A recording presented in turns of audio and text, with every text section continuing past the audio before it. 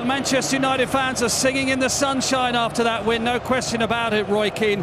Roy, you gave an impassioned sort of almost team talk before the game. What about Manchester United's performance today? Absolutely How would you sum it amazing. up? To be a proper United performance, they were dogged, they sat in, and they played some good stuff going forward. They scored 2 goals. I think they had a bit of confidence coming into the game from the last couple of games against Newcastle and Brighton, where they're kind of back scoring goals. But the kind of character, I've been critical of Bruno over the years, and I'm happy to be proved wrong. His leadership today was outstanding. We've always mentioned how brilliant he is as a player.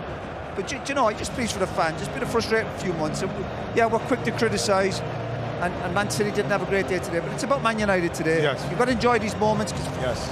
Wembley's only good if you win. We always say, everyone says it's great going to Wembley.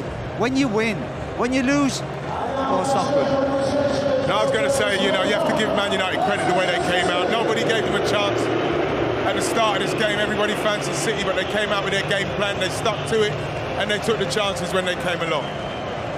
So a 2-1 win here for Manchester United as the Manchester City players just go pick up their losers' medals. Jolien, what would you say about City today? A long way off their best to take nothing away from United. Yeah, definitely. An out of character performance from Man City, especially in the first half. United definitely deserved to go in the lead, but second half much more on the front foot. Didn't do enough, obviously, to get back level in the game. But again, it's been a long season for both teams, and you have to give credit to Man United for the way they executed their game plan. Where does this leave Sir Jim Ratcliffe, Ineos, Eric Ten Hag? All the reports this week that he's going to get the sack. He's just won the FA Cup. Yeah. They were almost out against Liverpool. They were millimetres away from losing to Coventry, but they've won the Cup. Does this make it really quite awkward for them? Well, I don't know. We don't have decisions being made. We spoke about the pressure the manager's under and the questions he got before the game, which is always difficult. He was preparing for the Cup final. I also think in football, you've got to reflect and enjoy the game today. You see the staff, the players, the supporters, and cross that bridge when it comes to it. Listen, the manager's done his job today. He's been heavily criticised because of the league form. We gave him plaudits last year when they finished third in the league and they won the League Cup. This year, real problems in Europe, and obviously they've had injuries.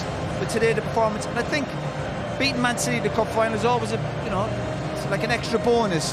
So fingers crossed they support the manager, but let's see how the next few days go. Yes. Ian, you look at it and you go, where was that Manchester United for most of this season? If they played like that, they wouldn't have been finishing eighth. Remember, you still have to remember that they had a lot of injuries. I know that a lot of people do, but especially to the centre-half pairing. You know, it's hard to get the rhythm going. You saw today that once he got the structure of the team, the way they played, the way they dug in, and stopped Man City playing, stopped De Bruyne, stopped Foden, and stopped Bernardo Silva. And then when they broke, they took their opportunities.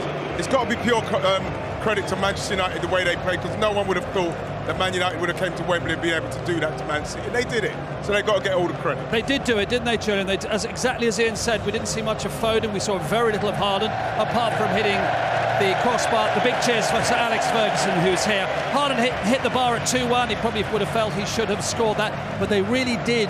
How did they neutralise the City players so well? Yeah, they execute the game plan to perfection. Obviously, there was a threat on the counter-attack, which we've seen over recent seasons, which is the best way to get at City in regards to be deep, be a bit more pragmatic in your defending, but also then counter-attack very quickly. And they did that, and you've got to give a lot of credit to them. They executed their game plan, like I said, to perfection. But yeah, you can't always play like that. I'm sure the Man United fans, as time goes on, they'll want to see a bit more attractive football. But again, in a cup final, it's about winning.